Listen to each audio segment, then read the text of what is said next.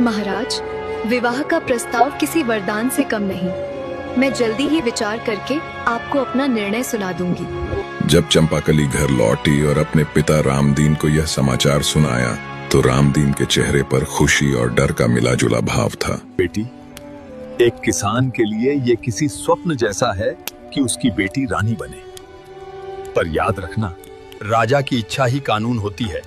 यदि उन्होंने विवाह का मन बना लिया है तो हम उनका विरोध करने का साहस नहीं कर सकते। उसने मन ही मन सोचा, राजा ने उसे रानी बनाने की बात तो कही है, पर उसकी आत्मा यानी उसकी बुद्धि पर लगाम लगाने की कोशिश की है। रामदीन अपनी बेटी के मुख को निहार रहा था। रामदीन ने कहा, बेटी, तुम रानी बनने जा रही हो, ये गौरव की बात है।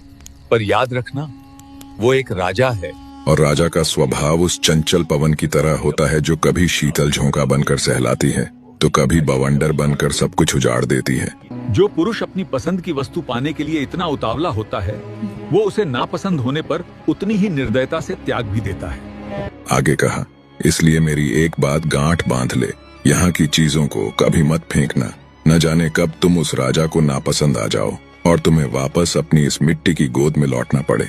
तब यही पुरानी चीजें तुम्हारा सहारा बनेंगी। चंपाकली अभी नवयौवन की दहलीज पर थी।